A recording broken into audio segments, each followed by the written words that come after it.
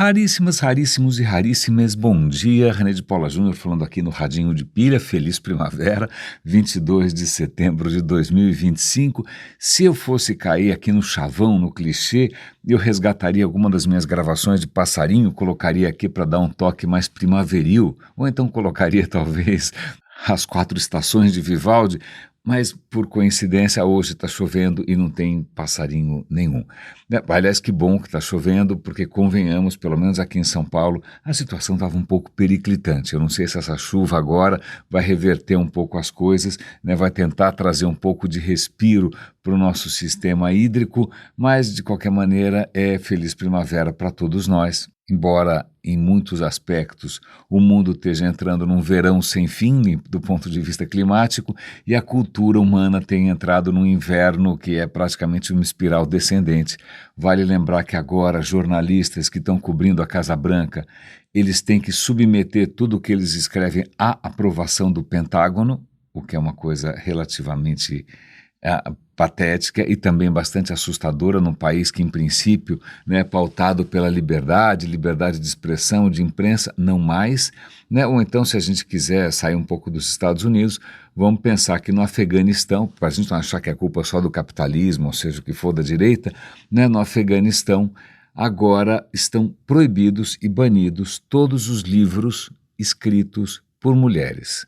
Parabéns, então isso me faz pensar, é uma ideia que está na minha cabeça faz tempo, que talvez essa distinção que a gente muitas vezes cai na armadilha de fazer, né, direita, esquerda, capitalismo, socialismo, né, petista, não, lulista versus bolsonarista, eu acho que essa é uma cortina de fumaça, isso é uma distinção falsa. Eu acho que o mundo se divide entre aqueles que querem mandar nos outros e os que não querem mandar ninguém. Né? Ou então o mundo talvez se divida entre pessoas que absolutamente não se importam e pessoas que de alguma maneira se importam. Eu acho que essa é uma distinção mais útil, né? Até ajuda a gente talvez até escancarar um pouco quando alguém quer bater no peito e dizer eu sou de direita radical. O que isso quer dizer? Na verdade quer dizer que a pessoa não está nem aí. Né, a pessoa não está nem aí para injustiças, não está nem aí para sofrimento e provavelmente vai querer mandar nos outros, vai querer que alguém mande nela. Né? Ao mesmo tempo que para a esquerda radical também é uma coisa relativamente parecida, porque você também vai ter uma doutrina única, uma cultura única, você também vai ter repressão, né? Os extremos mais ou menos se tocam, então vamos voltar aqui a pelo menos plantar essa sementinha.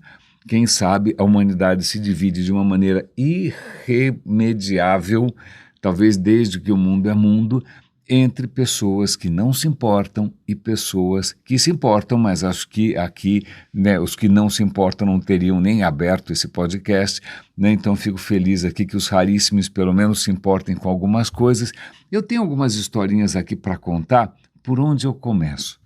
Já sei, para dar um toque primaveril nessa história, e se vocês estiverem notando minha voz um pouco diferente, eu estou não querendo ficar resfriado, é muito difícil ficar resfriado, gripado é virtualmente impossível, mas eu estou percebendo aqui que tem algum vírus chato, não é Covid, já fiz teste, mas alguma coisa chata aqui querendo pegar minha garganta, então talvez minha voz esteja um pouco diferente, mas voltemos aqui à nossa história primaveril, né, do dia. A história primaveril envolve mel, vamos pensar em mel. Eu, de manhã, né, abri lá o meu pote aliás, é um mel que eu recomendo imensamente, eu vou dar o link para quem quiser, é de um velho amigo, o Alan Pires. O Alan Pires trabalhou comigo no Yahoo, trabalhou no Yahoo a vida inteira, e um belo dia ele cansou de vender bytes e passou a vender átomos, né? Ele, como é do interior de Minas, o Alan é apicultor e também ele tem acesso a vários produtores locais ali, e ele montou uma loja de produtos de Minas, não é? E ele tem um mel de abelha que é muito engraçado, que acho que ele vendia lá pra gente e tal, e todo mundo perguntava, Alan, isso daqui é mel de abelha mesmo? E ele falava, isso é mel de abelha mesmo, e o nome da marca é mel de abelha mesmo, muito divertido. Mas então, hoje eu consumi umas colheradinhas de mel ali, sem ter consciência do que é necessário para que esse mel chegue ali. Então eu vou dar um link para um vídeo da BBC, né, narrado pelo magnífico David Attenborough, mostrando o que envolve a produção do mel. Pois bem, para fazer meio quilo de mel, que era exatamente o pote que eu tinha na minha mesa hoje de manhã, né, você precisa que abelhas viajem por 90 mil quilômetros. Isso dá 2 vezes e pouco a circunferência da Terra. Entendeu? Então, meio quilo de mel significa abelhas praticamente dando 2 vezes a volta ao mundo, 90 mil quilômetros, e visitando aproximadamente 1 milhão de flores. Então, aquilo que estava ali diante de mim, num potinho bonitinho, engraçadinho, aquilo representa 1 milhão de flores. Aquilo para mim é uma loucura. Mas é legal porque o vídeo não mostra só isso, ele vai mostrar o processo pelo qual uma colmeia se desloca, que é extremamente interessante.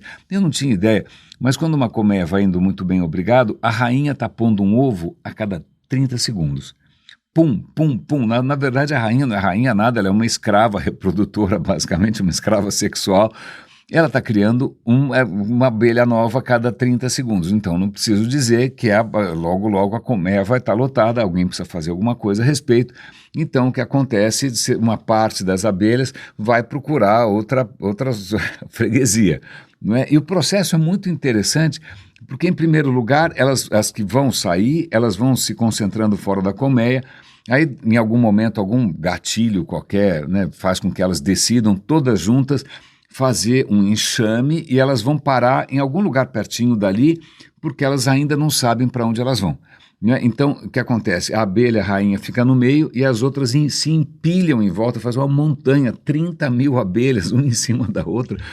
Plim, plim, graças ao milagre da edição, vocês foram poupados aqui de uma tentativa bastante prolongada de limpar minha garganta. Mas, pois bem, então esse enxame de 30 mil abelhas se empilha tudo para proteger a rainha, e uma ou outra ali sai voando para descobrir se encontra algum candidato, né, algum lugar, algum buraco numa árvore e tal, que possa servir. Aí quando uma dessas abelhas, que são batedoras, por assim dizer, né, localiza alguma coisa que é interessante, o que ela faz? Ela volta e vai contar para as outras onde está esse novo território.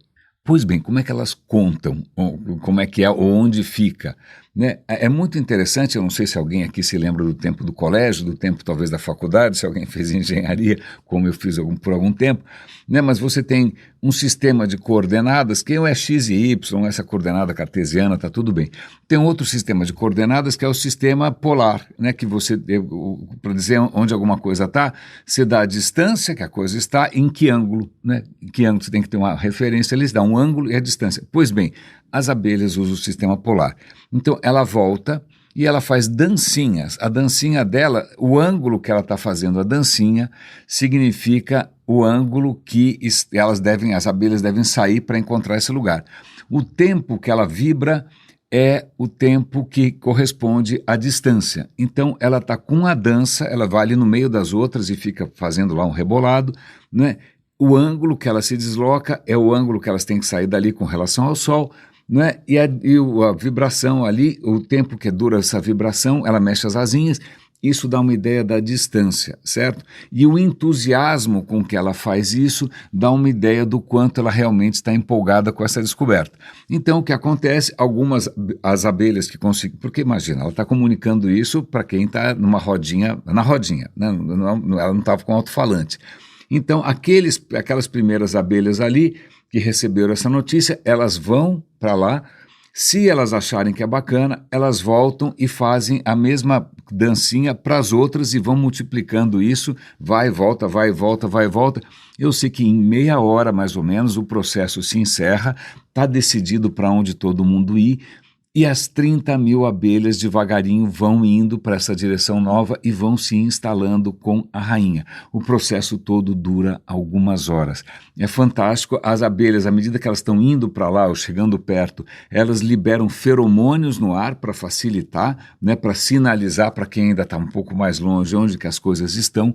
Vale a pena lembrar que, por exemplo, formigas, quando elas, é um processo muito parecido com formigas, mas as formigas não fazem dancinhas, né? Mas quando uma formiga acha alguma comida legal, ela imediatamente volta para o formigueiro, deixando feromônios no chão. Feromônios são substâncias químicas que são usadas para sinalizar. né? Então ela deixa um rastro de feromônios no chão. A abelha não está andando nem nada, né? Ela não vai a pé, ela está voando, então ela solta feromônios no ar.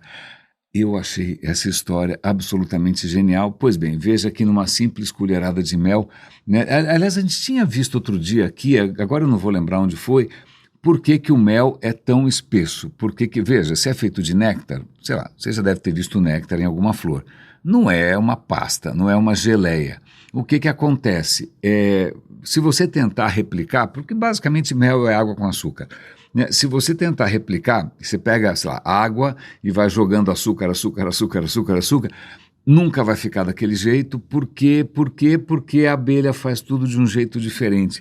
O que ela faz, à medida que ela vai coletando o néctar, ela traz o néctar, mas ela vai, com o calor do próprio corpo, com as asinhas batendo, ela vai fazendo com que a água evapore. Então eu fico imaginando aqui quantas asinhas batendo e quanto calor do corpo das abelhas foi necessário para fazer o mel que eu comi hoje de manhã.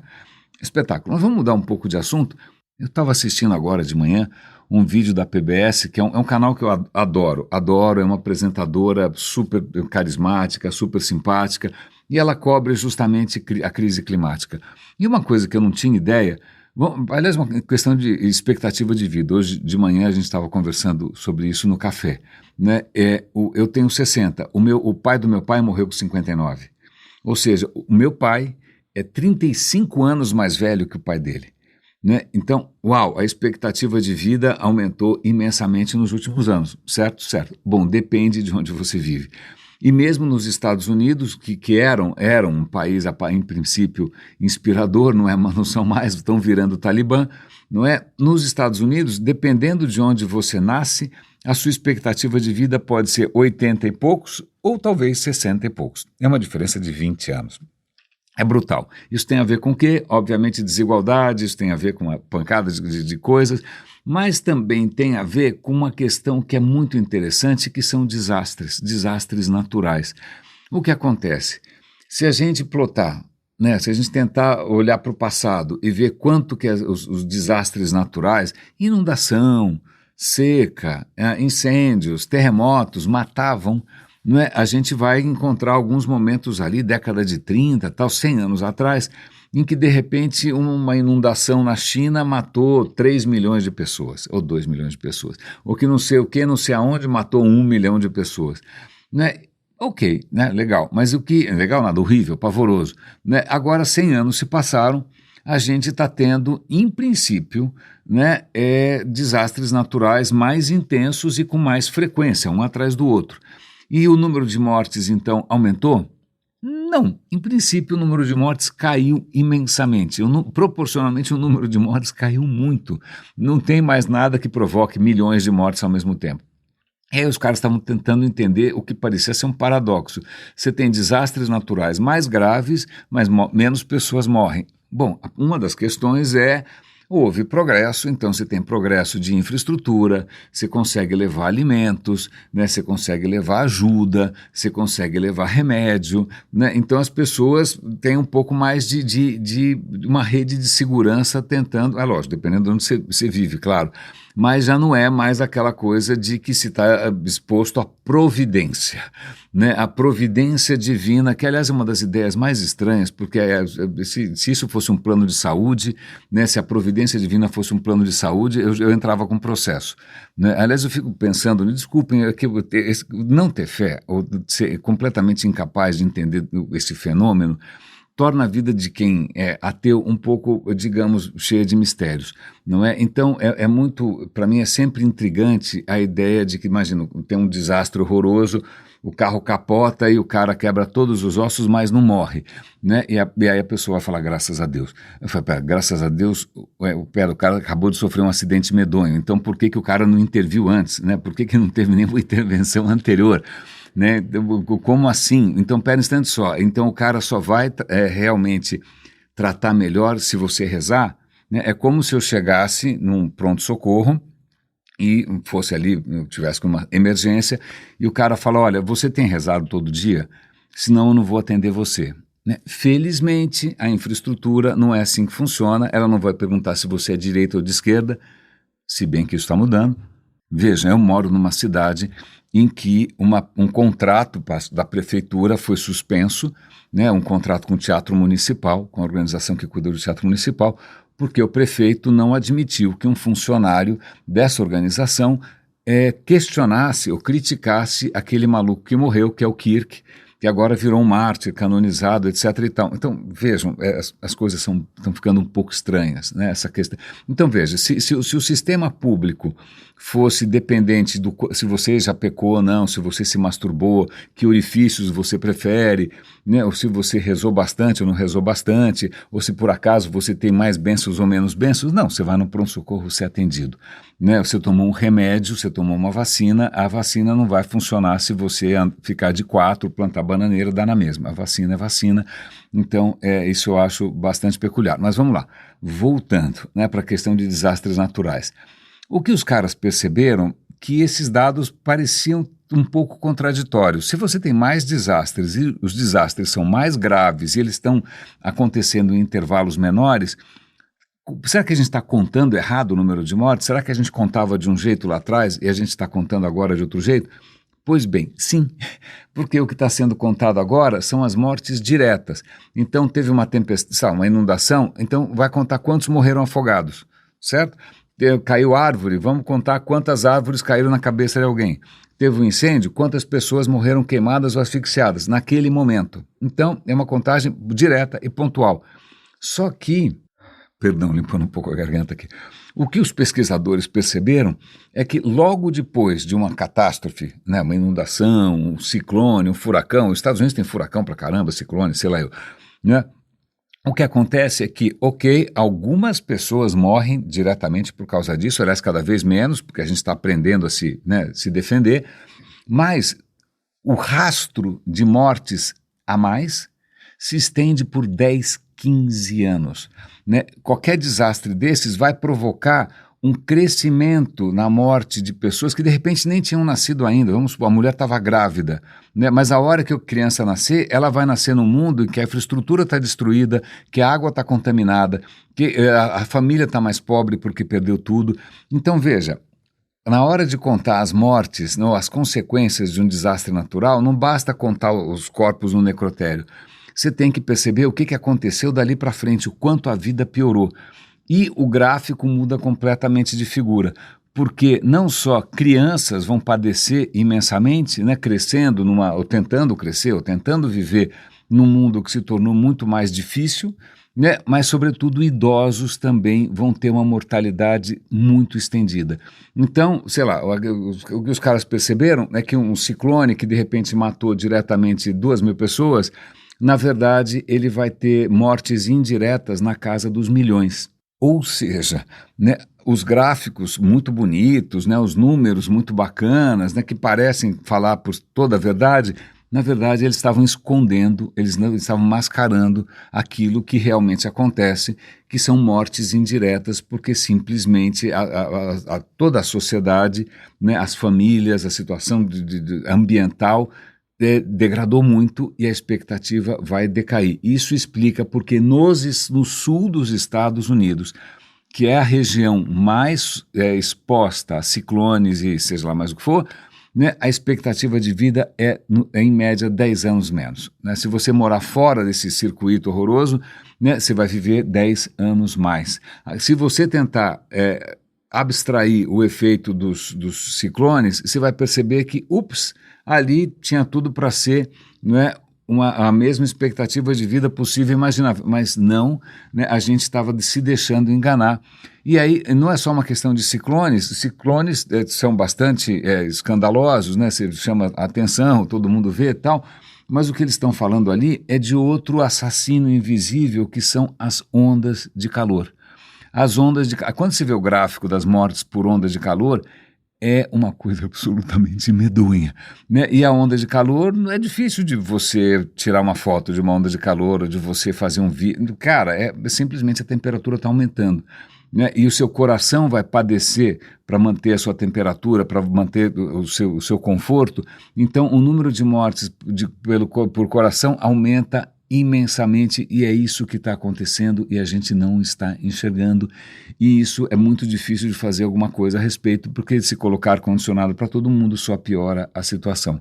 Um outro artigo interessante também, falando dos Estados Unidos, está sugerindo que você poderia evitar 300 mil AVCs ou derrames cerebrais por ano, e você também poderia diminuir em 3 milhões o número de pessoas morbidamente obesas, não é? Como? Como é que você consegue? É super fácil, o problema ali é o horário de verão. Os Estados Unidos têm um horário de verão super prolongado, não é? A justificativa é sempre um pouco esquisita, tem a ver com energia, será que faz diferença, será que não faz? Mas aparentemente um dos grandes interessados é o comércio, porque o comércio quer ficar aberto até mais tarde, não é? Quer aproveitar um pouco mais a questão da luz, então quadras de golfe, shopping centers a céu aberto, todos eles adoram o horário de verão, não é? Mas o que acontece é que quando você força pessoas a acordarem fora da hora em que elas deveriam acordar naturalmente, isso tem um impacto na saúde pública. É um impacto que é 0, não sei quanto por cento, mas se você tem uma população de milhões, centenas de milhões, como os Estados Unidos tem 340 milhões, cara, qualquer porcentagem já é uma brutalidade. Então veja, o horário de verão, fazer com que as pessoas acordem a contragosto, né, numa hora que na qual não tem a luz adequada, que você saia fora da sua integração natural com o ciclo do sol, com o ciclo das estações, na hora que você é roubado, que você é sequestrado dessa sua, é chamado de ciclo circadiano, né? A sua saúde padece, né? E os números mostram que várias doenças, sobretudo doenças ligadas ao coração, né, e também a questão da obesidade, elas disparam. Então, o que os caras estão propondo é que para com essa porcaria, pelo amor de Deus, né? Deixa todo mundo acordar na hora que elas acordam sempre, né? Porque senão você está forçando uma nação inteira a se tornar morbidamente obesa. E eu quero encerrar esse episódio de hoje com uma história que casa perfeitamente bem com algo que a gente viu na sexta-feira. Na sexta-feira, eu estava comentando com vocês de um paper, se eu não me engano, da Caltech, que chamava A Insustentável Lerdeza do Cérebro, né, fazendo uma brincadeira com o livro do Milan Kundera, que é um escritor tcheco, que, aliás, fez um sucesso louco na década de 80, 90. Pois bem, a gente comentou ali que a descoberta é que o seu cérebro é capaz de, ele permite a entrada de, sei lá, gigabits por segundo de informação através dos seus sentidos, né? Então seus sentidos são uma porteira aberta para entrar um monte de informação, né? Mas aquilo é tudo processado em paralelo, mas na hora que isso vai ser processado pela sua consciência, né, por você, basicamente, né, pelo que você acha que é você, isso cai de 1 gigabits para 10 bits por segundo. Né? Então a gente viu ali, está provado que realmente é o nosso raciocínio, a nossa percepção, a nossa fala, está tudo isso preso a uma velocidade simplesmente pífia. Né? E que explica talvez muita coisa. Por que a gente não consegue acelerar? Não adianta o Elon Musk botar implante no seu cérebro, não adianta nada, porque tem um gargalo bastante severo, né? A nossa velocidade é muito baixa. E eu aproveitei no final de semana e perguntei que eu acho que eu falei meio de orelhada na sexta-feira, sobre qual é a frequência do cérebro. Eu chutei ali uns 10 Hz. Na verdade, a coisa é um pouquinho mais complicada, porque a frequência do cérebro oscila, né? Se você estiver dormindo um sono pesado, é 4 a 5 Hz. 5 Hz, se fosse um som, você não ouve, tá bom? Você só ouve, se você não estragou o seu tímpano, o seu ouvido, ouve com iPod no último volume, você ouve a partir de 20 Hz, que é um som muito grave, né? Eu acho que eu não consigo reproduzir isso com a minha garganta, eu não consigo, 20 Hz é realmente muito baixo. Não é? Mas então o cérebro, quando você está dormindo, funciona numa frequência baixíssima, 4 ou 5 Hz. Agora, quando você está acordado, uns 10, algumas dezenas tal. Depende do que você está fazendo. Porque se for alguma coisa que demanda um pouco mais de raciocínio, teu cérebro pode dar uns picos curtos na faixa de 60, 80 Hz. Que, convenhamos, também é muito pouca coisa. Eu até perguntei para o ChatGPT se isso correspondia a um gasto maior de energia, né? Porque pelo menos quando a gente fala de luz, que é outro tipo de onda, não tem nada a ver com som, né? Mas luz para uma frequência mais alta corresponde a mais energia, frequência mais alta, menos energia, frequência mais baixa. Né? Eu falo, olha, não é, paralelo não é bem assim, mas de qualquer maneira, se os neurônios estão disparando mais rápido, eles consomem sim mais energia. Então, quanto mais devagar o cérebro está funcionando, menos energia ele consome. E vale lembrar que o cérebro já consome mais ou menos 20% do seu budget, do seu orçamento, né, a cada momento. Pois bem, o que eu não tinha ideia é que logo na sequência, acho que foi ontem mesmo, saiu um artigo extremamente interessante, um paper extremamente interessante, que é um pouco mais técnico, é um pouco mais difícil até de seguir a história, mas a questão é a seguinte: os cientistas perceberam que você tem, como se o teu cérebro tivesse duas marchas. Não tem aquele, parece aquele livro do Kahneman, né? Pensando devagar, pensando rápido, né? Mas a história é a seguinte: normalmente, quando você está circulando pelo mundo, circulando pela minha casa, certo? Em que eu conheço basicamente tudo, onde as coisas estão, tal, etc e tal, um lugar bastante familiar. Nesse momento, o cérebro trabalha com uma frequência bastante tranquila, bastante baixa, são ondas de frequência baixa, certo? Por quê? Porque ele está puxando as coisas da memória, ele não precisa prestar atenção, ele não precisa pensar no que você está vendo. Então, quando eu estou andando em piloto automático pela casa, aquilo que eu acho que eu estou vendo não é exatamente o que os meus olhos estão me apresentando. Não, está puxando tudo da memória. Tanto é que, de repente, eu posso me surpreender com alguma mudança, que, nossa, que mudança brusca, né? Por que essa flor agora murchou? Não, foi um processo contínuo, mas é que durante muito tempo, para economizar energia, o teu cérebro, que já é uma lesma, né? Ele fez o quê? Ao invés de todo santo dia olhar como é que estava a flor, ele falou, é a flor, é o lírio, certo? É o mesmo lírio que eu vi uma semana atrás. Então, a sua consciência projeta para você a sua memória, não projeta o que você está vendo. Agora, se você estiver entrando num lugar que é completamente diferente, ou se alguma coisa chamar a sua atenção, a coisa inverte. Ao invés de você estar chamando coisas da memória, você vai pegar essas informações novas, vai confrontar com a sua memória, né? Se for alguma coisa que merece ser guardado, você vai anotar na memória. Então esse é um processo em que requer uma frequência do cérebro mais alta. Requer uma frequência do cérebro mais alta. E esse paper mostra como é que é essa dança, né? Como é que é essa dança. Quando que, nesse modo que é quase tartaruga, né? E quando é que ele percebe que ele tem que acionar o coelho, a lebre, né? E a lebre também percebe quando que ela tem que voltar para ser tartaruga. Então é um pouco mais técnico aí, como é que é essa dança, né? É uma dança mesmo, é um tango, mas o que eu achei estupidamente interessante, é que a gente está conseguindo comprovar fisicamente, eletricamente, biologicamente, eletroquimicamente, o que você quiser, bioquimicamente, como o cérebro funciona. E a questão é a seguinte: se você está em piloto automático, o que você está olhando à sua volta você não está se dando ao trabalho de efetivamente conferir se tem alguma coisa diferente. Você está navegando dentro da sua memória. Né? Só quando alguma coisa chama a atenção é que você vai, aí você vai prestar atenção e aí a frequência do teu cérebro aumenta, o gasto de energia aumenta, o cérebro não consegue sustentar isso por muito tempo, por isso que nem toda aula que quando passa, sei lá, de 40 e poucos minutos você já está completamente zureta, né? Porque, veja bem, eu acho isso tão interessante, porque isso chama a atenção para aquilo que a gente chama de realidade. A sua percepção do mundo não é uma câmera de televisão mostrando cada pixel que está mudando à sua volta. Não, 99% do tempo você está chamando as coisas da memória. Né? Se alguém for mais distraído ou menos distraído, alguém é mais atento, alguém é menos atento, tem a ver com isso. O quanto você está puxando as coisas da memória, que não gasta muito pouca energia, né? E isso me fez lembrar, ou então você é uma pessoa mais naturalmente mais atenta, ou tem toque, ou seja o que for, né? E qualquer mudancinha você percebe, e normalmente quem tem toque vive num estado de estresse, a pessoa fica muito alterada quando tem muita novidade ao mesmo tempo, porque simplesmente é aquela angústia de estar gastando energia demais, né? Porque isso consome. O que é muito interessante isso me chamou a atenção, não sei quem de vocês aqui trabalha com digital, mas quando você entra num site pela primeira vez, se é que as pessoas ainda entram em sites, né? Se o cara entrou num site, a primeira vez que você entra naquela página, demora para carregar, porque efetivamente tudo é novo. As imagens nunca foram vistas, os textos, os scripts, nada, nada. Então, tudo tem que ser requisitado, tudo tem que ser processado, então demora um pouquinho.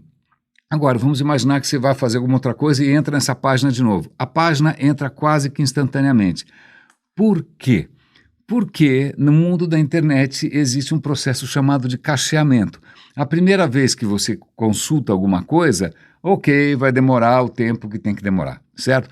Mas depois isso fica armazenado, isso fica cacheado. Então, quando você chama aquela página de novo, o que o navegador faz, o browser faz peraí, deixa eu ver aqui o que eu já tenho. O que eu já tenho, eu não preciso puxar, eu já tiro da memória direto. Agora, se tiver alguma coisa nova, aí eu chamo. Isso acelera imensamente a navegação na internet. Né? O fato de você não precisar toda hora ficar chamando absolutamente tudo, porque algumas coisas simplesmente não mudaram. Então, a nossa consciência funciona assim. A realidade é cacheada. Uma coisa muito parecida não sei se você já teve que fazer GIF animado, ou mesmo trabalhar com compressão de vídeo, né? Eu lembro há muito tempo, eu trabalhava numa agência 29 anos atrás, e aí eu fazia GIF animado na capa ali do site, toda semana eu tinha que fazer um GIF animado. Né? E um GIF animado é quadro a quadro, né? É um GIF depois do outro, certo? Então se você quer transformar um videozinho num GIF, ele vai pegar quadro a quadro do vídeo e vai fazer cada quadro vir um GIF. Né? Se parar por aí, fica um arquivo colossal, gigantesco, porque cada GIF cada quadro tem um peso, você multiplica isso 30 vezes por segundo ou 15 vezes por segundo, cara, é uma brutalidade. Mas agora vamos imaginar que você, como você já deve ter visto muito GIF por aí, é alguém sentado falando com um fundo que parece que está fixo. Quando você comprime isso tanto em vídeo quanto em GIF, ok, o primeiro quadro ele vem inteiro porque tudo é novo. No segundo quadro, ele compara, o que mudou aqui? Ah, mudou a boca do cara, mudou a orelha. Ah, então tá bom, mas o resto é igual. Então, na verdade, o que você está vendo durante um bom tempo o que está se mexendo é uma coisa nova, mas o que é o fundo, o que está estático, o que não mudou, é uma imagem velha. Então você está vendo ao mesmo tempo coisas mais velhas e mais novas, porque fica mais fácil, comprime melhor, o arquivo fica menor, tudo fica menor, porque na internet a questão de banda e a questão também de armazenamento de dados é uma limitação. Isso funciona no seu cérebro também. Ele tem uma limitação de velocidade, ele tem uma limitação de energia. Né? Então, o que acontece é que, efetivamente, você não está percebendo a realidade como se fosse uma câmera de vídeo de alta resolução. Né? O cérebro está compondo tudo isso, uma boa parte do que você está vendo estava cacheado na memória, né? E a outra parte são coisas que ele não teve jeito. Ah, meu Deus do céu, não tem que saco, vou ter que trazer informação nova. Eu acho que é por isso que quando a gente viaja e tudo é novo, uma semana que você passa fora, nossa, transforma a sua vida. Agora, uma semana que você ficou fazendo as mesmas coisas de sempre, cara, não tem impacto quase nenhum, porque, de novo, você não está vivendo o presente, você está chamando as coisas da memória. Né? Você está acrescentando muito pouca informação nova, sobretudo se você estiver distraído, né, etc. e tal. Eu achei isso absolutamente genial, porque, de novo, não é uma questão de opiniões, eu sei que existem outras narrativas, existem outras, sei lá, histórias para ser contadas, mas isso a gente está vendo nos exames, isso a gente está vendo nos resultados científicos, em diagnósticos de imagem, a gente está vendo as fórmulas químicas, a gente está vendo, e faz sentido, porque o nosso cérebro é uma maravilha, mas ele faz o que pode, ele tem limitações, né? E a gente está sempre preso a essa mistura de coisas que vêm da sua memória com coisas que eventualmente você resolve admitir como uma coisa nova. Espero que isso, para mim, dá o que pensar, né? Para mim, dá coceiras no meu cerebrinho. Né? Espero que para você também. Raríssimos e raríssimos, espero que esse episódio tenha valido a pena. Não é? Feliz primavera para todos nós, né? Como que a gente se protege desse inverno mental e como é que a gente se protege desse verão desértico e tórrido climático são outros 500. mas a gente segue aqui pelo menos com o cérebro aberto para coisas novas, né? Tentando questionar para ver se vale a pena manter ainda algumas narrativas tão antigas que a gente herdou e a gente nem percebe. Raríssimas, raríssimos e raríssimas, cuidem-se, por favor. Um grande abraço e até amanhã.